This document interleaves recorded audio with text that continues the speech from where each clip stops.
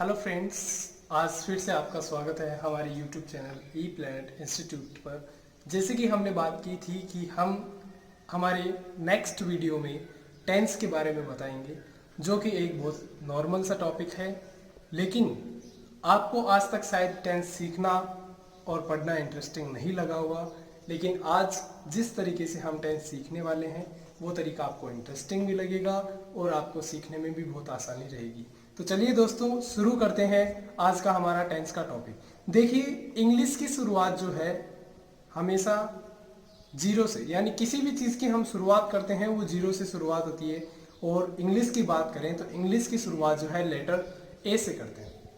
तो लेटर्स को जब हम मिलाते हैं तो वर्ड्स बनते हैं लेटर बाय लेटर। जैसे हम एक एग्जाम्पल लेते हैं, जी ओ, जी एक लेटर है, ओ एक लेटर है, दोनों को मिलाते हैं तो गो एक वर्ड बनता है। उसी तरीके से जब हम वर्ड्स को मिलाएंगे तो सेंटेंस बनेगा, सेंटेंस को मिलाने पे एक पैराग्राफ बनता है, पैराग्राफ को जब हम मिलाते हैं तो स्टोरी बनती है, और स्टोरी से आप आगे बुक भी बना सकते हैं और इसकी कोई लिमिट नहीं है। तो चलिए दोस्तों, हमारे लिए सीखना क्या जरूरी है? सबसे पहले हमें सीखना जरूरी है सेंटेंस। पूरी इंग्लिश जो है वो एक ही चीज पर टिकी हुई है और वो है सेंटेंस, और हमें सीखना क्या है? सेंटेंस। सो हम शुरू करेंगे सेंटेंस के बारे में। अब सेंटेंस के बारे में जब हम बात करते हैं तो हमें यह पता होना चाहिए कि सेंटेंस कितने तरह के होते हैं। सेंटेंस मैनुअली दो तरह के होते हैं, एक होता है एक्शन सेंटेंस, दूसरा होता है no action sentence. Action sentence कौन सा होता है और नो एक्शन सेंटेंस कौन सा होता है? एक्शन सेंटेंस, एक्शन का मतलब होता है क्रिया, ऐसा सेंटेंस जिसमें कोई क्रिया यानी कोई काम हो उसको हम एक्शन सेंटेंस कहेंगे। और दूसरी तरफ नो एक्शन सेंटेंस, जिसमें कोई काम नहीं होता, वो हमारा होता है नो एक्शन सेंटेंस। इस सेंटेंस में काम नहीं होगा तो क्या होगा? कुछ ना कुछ तो होगा। जैसे किसी भी चीज के बारे में कंडीशन बता सकते हैं, किसी व्यक्ति की कम क्वालिटी डिसक्वालिटी बता सकते हैं, और भी हम इसमें बहुत कुछ ऐड कर सकते हैं, लेकिन इस सेंटेंस में एक्शन नहीं होगा। तो चलिए दोस्तों, हम शुरू करते हैं एक्शन सेंटेंस से। अब एक्शन सेंटेंस को बनाने के लिए हमें क्या क्या चीज़ों की ज़रूरत होती है, क्या क्या हमें पता होना ज़रूरी होता है, वो चीज़ हम सबसे पहले देखते हैं। तो सबसे पहले हमें जो ज़रूरी होता है वो है टाइम वर्ड। इस वर्ड को सुनते ही हमें पता चल रहा है टाइम वर्ड, यानी ये टाइम से रिलेटेड है। ऐसा वर्ड जो हमें टाइम के बारे में बताता हो उसे हम टाइम वर्ड कहते हैं।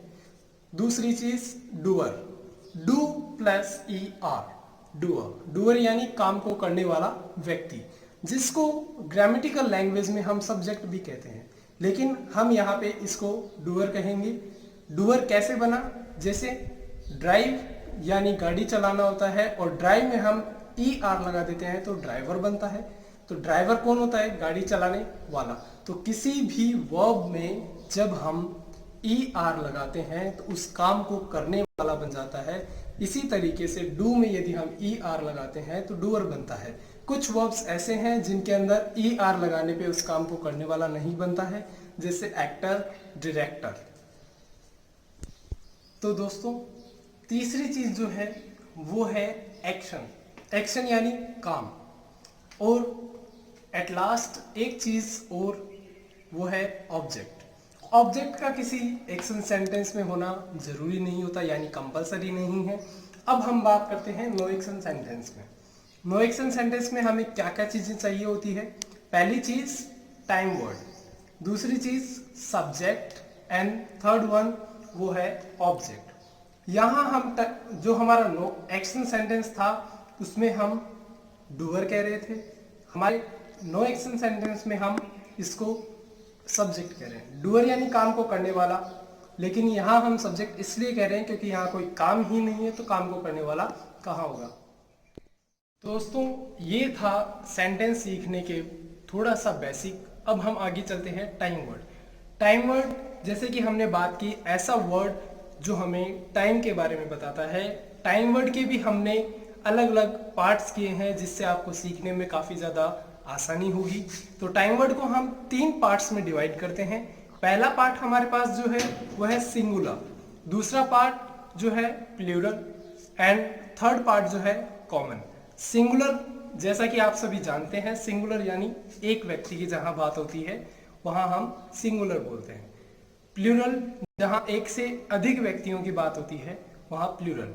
कॉमन चाहे सिंगल आदमी हो या सिंगल पर्सन हो या फिर प्लूरल हो यानी एक से अधिक। सिंगुलर में कौन कौन से टाइम वर्ड का हम यूज करते हैं या कौन कौन से टाइम वर्ड हमने इसमें डिस्क्राइब किए हैं। तो पहला जो टाइम वर्ड इसमें हमारे आता है वो है डज।